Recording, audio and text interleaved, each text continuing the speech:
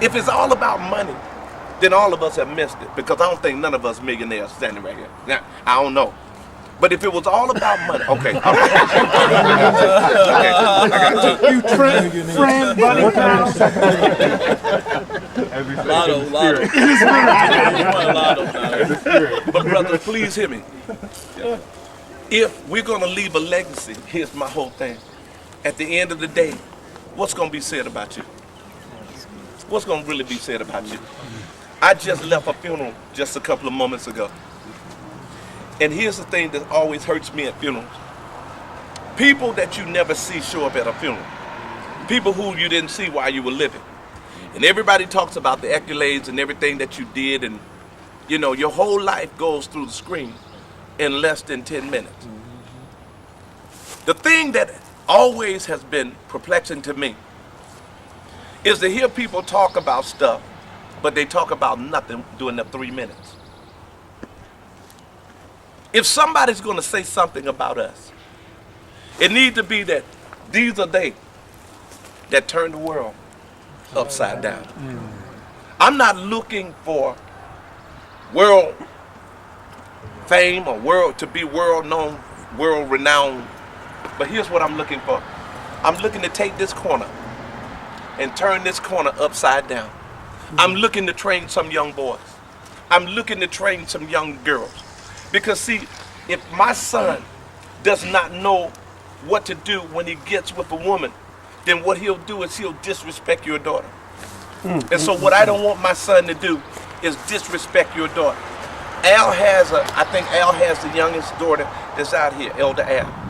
You think about if our situation is the way it is now, who is she gonna marry? Who is she gonna have to even pick from? Hopefully it's your son. If everything, you see what I'm saying? You know what I'm saying? If everything is the way that it is and it stays the way that it is, I'm not trying to put anything on the white man, the green man, the blue man, or the black man. Right. Look, I'm not waiting for my 40 acres nor my mule. I'm gonna take what belongs to me. That's what a warrior does. You follow what I'm saying? Mm-hmm. We're warriors. And at some point in time, man, we gotta do something. These young kids are not getting any better. They're getting worse, man. When you go up and they no longer have respect for women, and they're cussing in front of women, they're cussing in front of your wife, they're cussing in front of, they're calling your daughter the B word. And we gotta sit here, and it's acceptable to your daughters because they are accustomed to that. So therefore, if this is what's going on, then how are we gonna change it, y'all? We got to. The church has got to extend far beyond the walls with the Bible, with us praying. Yes, prayer is important. We're going to pray. But as James said, faith without works is dead. The only reason you pray is because you have faith in your prayer. But if there's no work being done, then what good was it for us to pray? Amen. That's deep. Does that make sense? Yes. So what I'm saying, man, is I'm challenging you. I'm challenging you while you challenge me. I'm holding you accountable while you hold me accountable. I'm saying that Irvin and his team of people have met for the last couple of years on a Monday night with very, very low participation from me. I take full responsibility. I take the blame for that because I'm the senior leader. I should have been there. Whether I was tired or not, I should have been there. I ask you, as brothers, I'm a man, to forgive me for my slack in that area because I didn't. Because after you preach on Sunday, you tired. I go to work on Monday. I'm tired. I'm dead tired. But my responsibility is to the men at Stronghold. And the men need to see their leader. You need to see your key leader. I understand that. And I apologize to every man for not being there. But I'm asking you to hold me accountable because my goal is, if I'm not there every week, I'm going to try to be there every other week. I'm going to be there as much as I can, and I'm going to be there teaching because my goal right now is to do an impartation so that every man will make a difference. We need to go to the schools. We need to let the teachers know they're asking for us. Do you have any men in your church?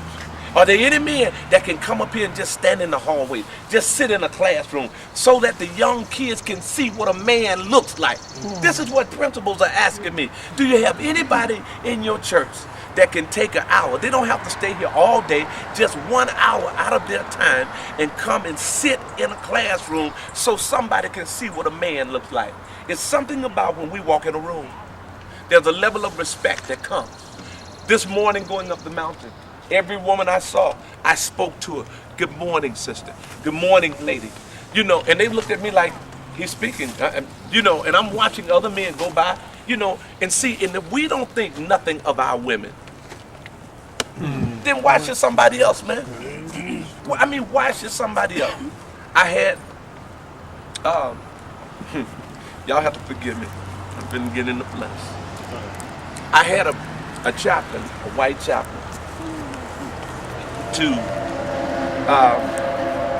insult the secretary of our unit, to send her a letter talking about her level of incompetency. She sent me the letter. She called me in tears. And I called her. I said, as a man to a man, I said, you don't do that. You don't do that. And I broke him down to the point where we talking as brothers now. You don't ever do that to anybody. Even if I'm messing up, you try to help me. You don't break people down like that. That's right. I went up one side of him and down the other. Well, you know, I'm Dr. So-and-so. I don't care who you are. You know, you got the right one. You don't do that to people. And then on the other side, I told him, I said, look, man, I said, do you know the offense that you bring to an African female when you do that? And for me to stand back as an African man and let you insult her and I not say nothing? I said, no, it ain't gonna happen like that. So they said to me, they said, well, you may not be a chaplain tomorrow. I said, I don't care.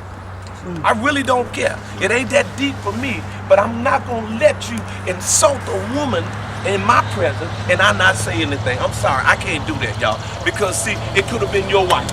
It could have been, and I'm sure that you would have wanted me to say something if somebody called your wife the B word and I'm standing there, I'm sure, because I know if you're standing there and they do it to my wife, I want you to say something. That's right. You understand where I'm going, y'all? You'll come get me out of jail? I'll come get you out of jail.